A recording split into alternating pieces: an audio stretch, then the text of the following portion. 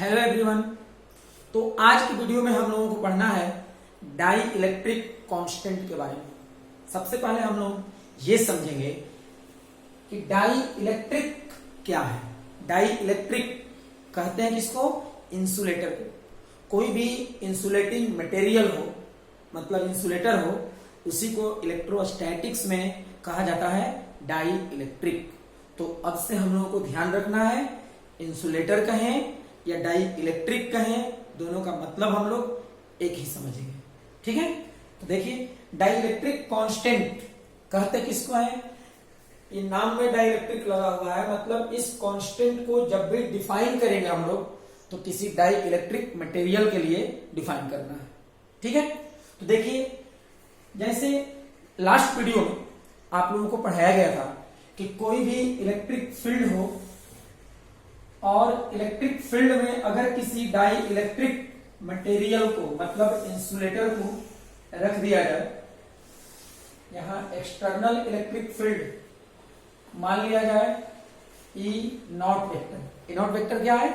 External electric field है। और किसी भी एक्सटर्नल इलेक्ट्रिक फील्ड में किसी इंसुलेटिंग मटेरियल को, डाइलेक्ट्रिक मटेरियल को अगर रख दें तो डाइलेक्ट्रिक मटेरियल के अंदर जो रिजल्टेंट फील्ड डेवलप हो जाता है वो ई वेक्टर के द्वारा डिनोट होगा। और रिजल्टेंट फील्ड का डायरेक्शन जो डाइलेक्ट्रिक मटेरियल के अंदर में डेवलप होता है वो किधर होगा? एक्सटर्नल इलेक्ट्रिक फील्ड के डायरेक्शन में होता है। इतना आप लोग पढ़े हुए हैं। आप लोगों को यह भी बताया गया है कि रिजल्टेंट इलेक्ट्रिक फील्ड जो डाइलेक्ट्रिक मटेरियल के अंदर होगा उसका मैग्नीट्यूड एक्सटर्नल इलेक्ट्रिक फील्ड और डाइलेक्ट्रिक मटेरियल के अंदर प्रोड्यूस्ड इंड्यूस्ड इलेक्ट्रिक फील्ड के मैग्नीट्यूड, इन दोनों के डिफरेंस के बराबर होगा। एक्सटर्नल इलेक्ट्रिक फील्ड का magnitude minus induced electric field का मैग्नीट्यूड। और यहां यह भी आप लोगों को बताया गया था लास्ट वीडियो में, डाइलेक्ट्रिक मटेरियल के अंदर रिजल्टेंट इलेक्ट्रिक फील्ड का मैग्नीट्यूड ऑलवेज स्मॉलर होगा एक्सटर्नल इलेक्ट्रिक फील्ड के मैग्नीट्यूड से। क्लियर हो गया? तो इतना हम लोग पढ़ चुके हैं। अब देखिए डाइलेक्ट्रिक कांस्टेंट को डिफाइन कैसे करेंगे। जब कभी किसी डाइलेक्ट्रिक मटेरियल को किसी एक्सटर्नल इलेक्ट्रिक फील्ड में रखा जाता है तब एक्सटर्नल इलेक्ट्रिक फील्ड का मैग्नीट्यूड और डाइलेक्ट्रिक मटेरियल के अंदर रिजल्टेंट इलेक्ट्रिक फील्ड का मैग्नीट्यूड, दोनों का जो रेशियो होता है यही डाइलेक्ट्रिक कांस्टेंट कहा जाता है। समझ में आ गया? क्या बताया गया? जब कभी किसी डाइलेक्ट्रिक मटेरियल को किसी एक्सटर्नल इलेक्ट्रिक फील्ड में रखा जाएगा तब एक्सटर्नल इलेक्ट्रिक फील्ड का मैग्नीट्यूड और डाइलेक्ट्रिक मटेरियल के अंदर रिजल्टेंट इलेक्ट्रिक फील्ड के मैग्नीट्यूड का जो रेशियो होगा यही डाइलेक्ट्रिक कांस्टेंट कहा जाता है। ठीक है, तो डाइलेक्ट्रिक कांस्टेंट क्या है? रेशियो है किसका? एक्सटर्नल इलेक्ट्रिक फील्ड के मैग्नीट्यूड का और डाइलेक्ट्रिक मटेरियल के अंदर रिजल्टेंट इलेक्ट्रिक फील्ड के मैग्नीट्यूड। क्लियर हुआ? तो अब इसे लिखेंगे हम लोग। तो अब हम लोगों को समझना है डाइलेक्ट्रिक कांस्टेंट का डेफिनेशन, जो अभी थोड़ी देर पहले समझाए हैं, उसे लिखना है। तो ये आप लोग लिख सकते हैं इसे, when a dielectric material is placed in an external electric field, then the ratio of the magnitude of the external electric field and the magnitude of the resultant electric field inside the dielectric material is known as the dielectric constant। और इसे formula के रूप में कैसे हम लोग लिखेंगे? देखिए, that is the dielectric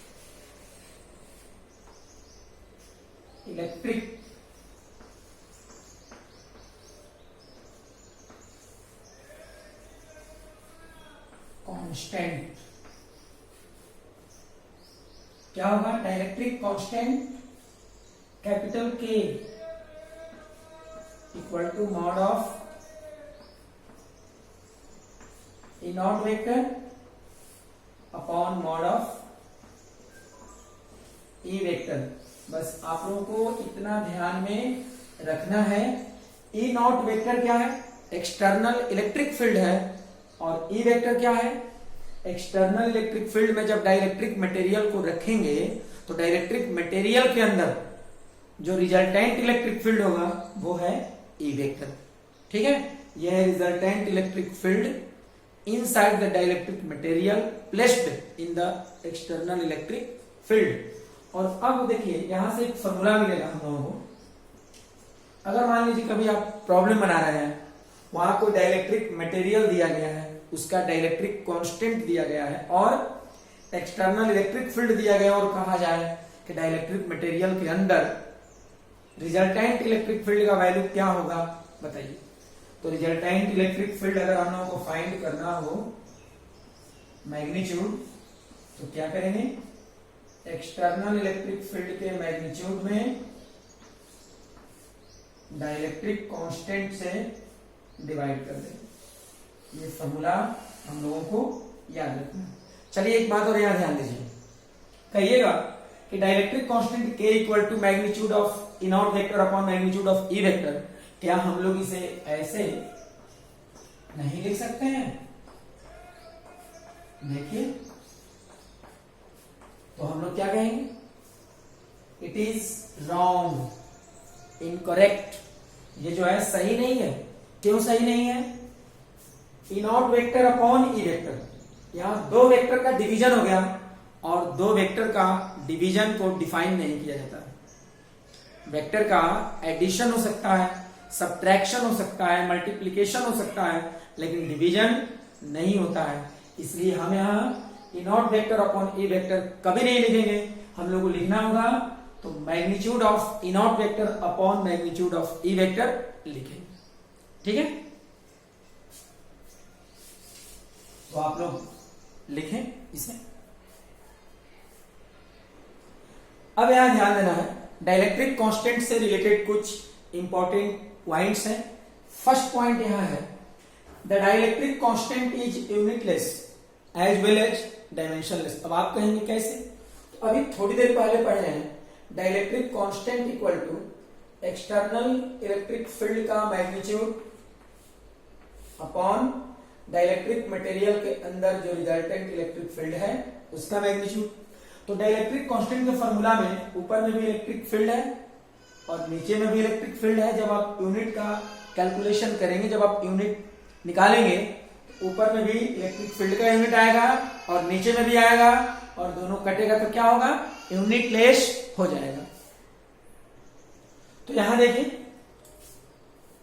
यहां भी जैसे मान लीजिए एसआई यूनिट्स में कैलकुलेशन करना है यूनिट, तो इलेक्ट्रिक फील्ड का न्यूटन पर कूलम, न्यूटन पर कूलम, और कट के क्या होगा, जब ये 1 आएगा तो इसको हम लोग 1 नहीं लिखते हैं, क्या लिखेंगे, यूनिटलेस लिखना होगा। ठीक उसी तरह से जब आप कैपिटल के का डायमेंशनल फॉर्मूला जब फाइंड करेंगे, तो ऊपर में भी इलेक्ट्रिक फील्ड का डायमेंशनल फॉर्मूला और नीचे में भी कैंसिल होगा, तो उसे क्या कहेंगे, डायमेंशनलेस कहेंगे। तो कोई भी यहाँ जो डाई इलेक्ट्रिक कांस्टेंट है यूनिटलेस होगा, डायमेंशनलेस होगा।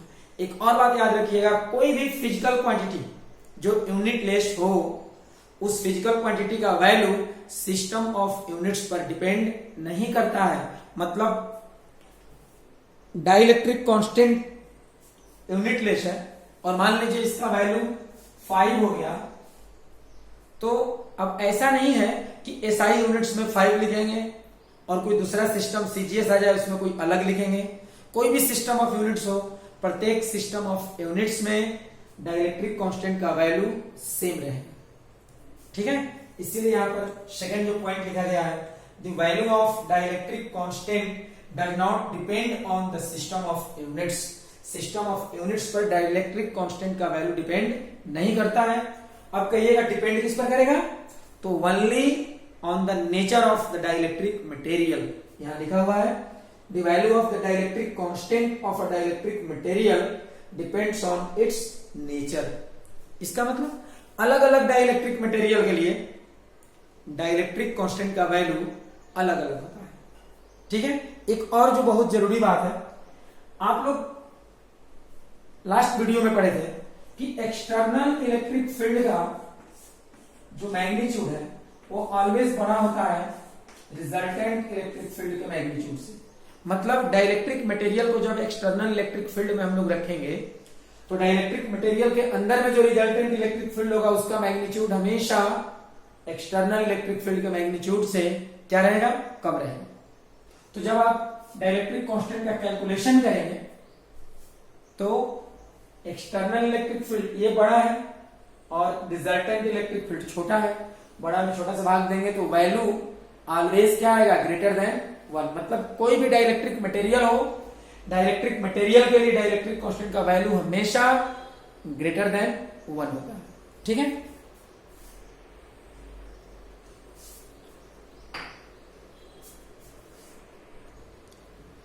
तो value of the dielectric constant of a dielectric material is always greater than 1। क्यों 1 होगा, देखिए पहले यहां पे लिखना होगा हम लोगों को, that is K is greater than 1। क्यों होगा अभी थोड़ी देर पहले मैं बता चुका हूं, क्योंकि एक्सटर्नल इलेक्ट्रिक फील्ड का मैग्नीट्यूड वैल्यू ये रिजल्टेंट इलेक्ट्रिक फील्ड का वैल्यू से क्या होता है, बड़ा होता है, इसलिए K हमेशा 1 से बड़ा होगा। अब यहां देखेंगे फॉर वैकम, वैकम क्या है, वैकम का मतलब जहां पर कोई मटेरियल मीडियम ना हो, मटेरियल हो ही नहीं, इवन एयर जो है वह भी ना हो, तो ऐसे स्थान को क्या कहेंगे, वैकम कहेंगे। वैकम में कोई मटेरियल नहीं होगा, तो ऐसे जहां मटेरियल नहीं होगा तो वहां पर इंड्यूस्ड इलेक्ट्रिक फील्ड का वैल्यू भी क्या होगा, 0 होगा। क्योंकि इंडक्शन के लिए क्या जरूरी है, मटेरियल का होना जरूरी है। वैकम मटेरियल नहीं है और इसलिए इंड्यूस्ड इलेक्ट्रिक फील्ड का वैल्यू देखिए यहां आप सब लोग EI वेक्टर इक्वल टू 0, ध्यान देंगे इधर EI वेक्टर का वैल्यू क्या होगा, 0 होगा। और आप लोग को पढ़ाया गया है, लास्ट वीडियो में मैं पढ़ाया था कि जब भी एक्सटर्नल इलेक्ट्रिक फील्ड में किसी डाइलेक्ट्रिक मटेरियल को रखेंगे तो जो रिजल्टेंट इलेक्ट्रिक फील्ड होता है वो एक्सटर्नल इलेक्ट्रिक फील्ड और इंड्यूस्ड इलेक्ट्रिक फील्ड दोनों का सम होता है। लेकिन वैक्यूम के लिए इंड्यूस्ड इलेक्ट्रिक फील्ड 0 होता है, इसलिए resultant electric field equal to क्या, एक्सटर्नल इलेक्ट्रिक फील्ड। तो यहां लिख सकते हैं वैक्यूम के लिए resultant electric field equal to external electric field. ऐसे अब जब लिखना होगा मैग्नीट्यूड, तो मैग्नीट्यूड के रूप में लिखना होगा, तो इसका मैग्नीट्यूड इक्वल टू इसका मैग्नीट्यूड होगा। और इसलिए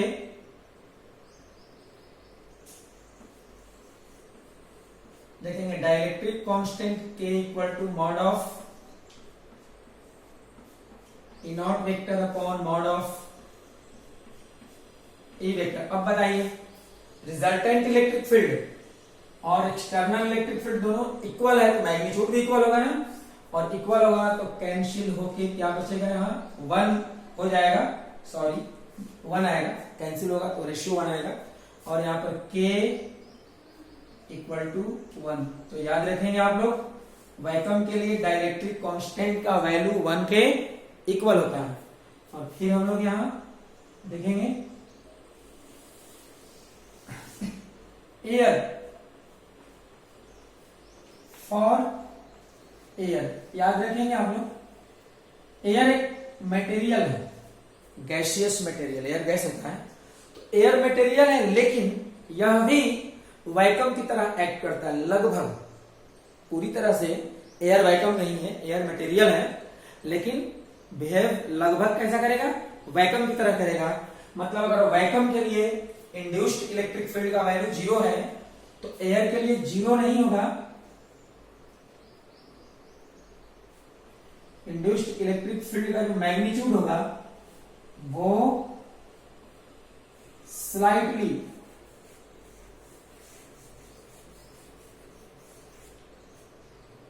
क्या होगा, स्लाइटली ग्रेटर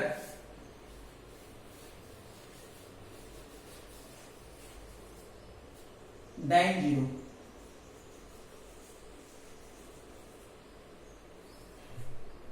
याद रखेंगे, एयर के लिए इंड्यूस्ड इलेक्ट्रिक फील्ड का वैल्यू जीरो से थोड़ा सा अधिक होगा, और जब थोड़ा सा अधिक होगा तो अब यहां देखेंगे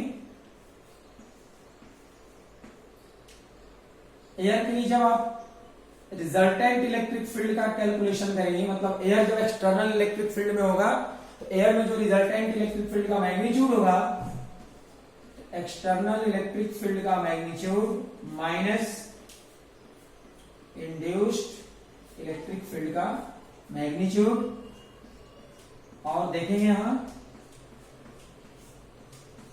जब इंड्यूस्ड इलेक्ट्रिक फील्ड जीरो होता किसकी तरह, वैक्यूम की तरह, तो रिजल्टेंट इलेक्ट्रिक फील्ड का मैग्नीट्यूड और एक्सटर्नल इलेक्ट्रिक फील्ड का मैग्नीट्यूड इक्वल हो जाता है, ये जीरो होता तब।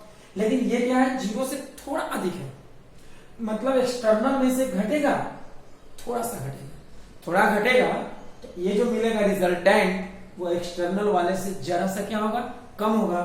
तो यहां पर लिखेंगे mod of E vector equal to slightly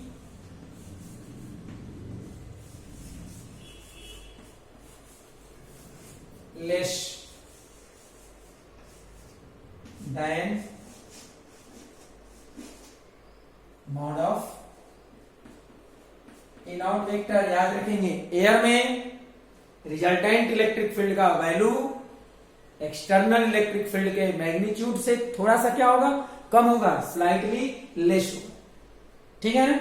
अब यहां देखेंगे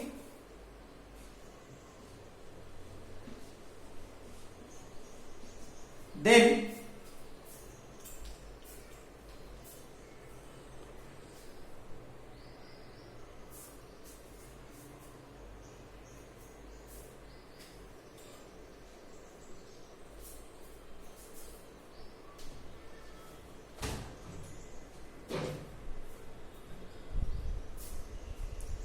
यहां जो है अब हम लोग को कैलकुलेट करना है यहां डाइलेक्ट्रिक कांस्टेंट, किसके लिए, एयर के लिए। तो देखिए कैपिटल के, ये के क्या है, magnitude of E naught vector upon magnitude of E vector. बताइए इनआउट वेक्टर का मैग्नीट्यूड, इनआउट वेक्टर से मतलब ये नीचे वाला जो है ना ई वेक्टर का मैग्नीट्यूड इनआउट वेक्टर से थोड़ा कम, अगर इक्वल होता है तो कैंसिल होकर बना था, लेकिन नीचे वाला ऊपर वाले से स्लाइटली लेस है, थोड़ा सा कम है, तो जो रेशियो आएगा वो स्लाइटली क्या होगा, 1 से बड़ा होगा। तो यहां लिखना होगा k equal to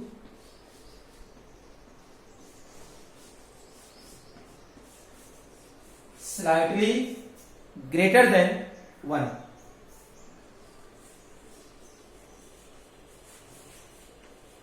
slightly greater than 1।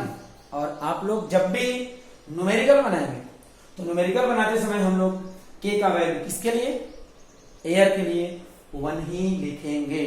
Numerical जब बनाना होगा तो के का वैल्यू हम लोग कितना लिखना चाहिए, हम लोगों को 1 लेना चाहिए, क्योंकि देखिए के का वैल्यू एयर के लिए क्या है, 1 से थोड़ा सा अधिक है। इसका मतलब हुआ कि जब भी आप प्रॉब्लम बनाओगे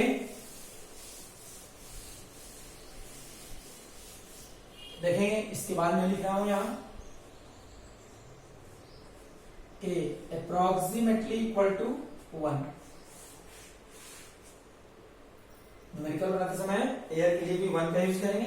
अब देखिए वाटर के लिए ये आप लोग याद रखना पड़ेगा, कभी कभी पूछा जाता है या प्रॉब्लम बनाने में काम आता है। तो for water, pure water, for pure water, pure water क्या है, इंसुलेटर है। For pure water K is equal to 81, ये याद रखेंगे आप लोग। अब मेटल के लिए पूछता है कभी कभी, फॉर मेटल, तो आप लोग कहेंगे कि डाइलेक्ट्रिक कांस्टेंट, ये तो डाइलेक्ट्रिक मटेरियल के लिए होता है, लेकिन अभी आप बोल रहे हैं मेटल के लिए। मेटल तो कंडक्टर है, लेकिन कभी कभी पूछा जाता है, तो इसका देखिए कैसे हम लोग लिखेंगे। मेटल जो होता है, आप लोग को पढ़ाया गया था कि मेटल को जब हम लोग इलेक्ट्रिक फील्ड में रखेंगे तो रिजल्टेंट इलेक्ट्रिक फील्ड का वैल्यू क्या होता है, 0 हो जाता है।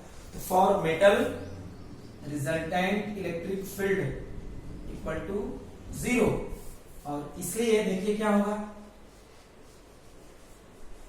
डाइलेक्ट्रिक कांस्टेंट जब यहां फाइंड करेंगे, mod of E naught vector upon mod of E vector,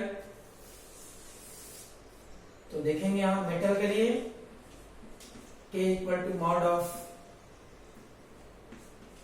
E naught vector upon 0, तो यहां होगा k इक्वल टू 0 नहीं, इंफिनिटी, 0 से डिवाइड करेंगे। पूछता है कभी कभी ऑब्जेक्टिव टाइप क्वेश्चन में, मेटल के लिए k का वैल्यू इंफिनिटी होता है। तो आप लोग ये जो पढ़ाया गया अभी डाइलेक्ट्रिक कांस्टेंट, ये अच्छे से समझेंगे। अब इसके बाद जो टॉपिक हम लोग पढ़ेंगे वो इसी से रिलेटेड होगा, ठीक है।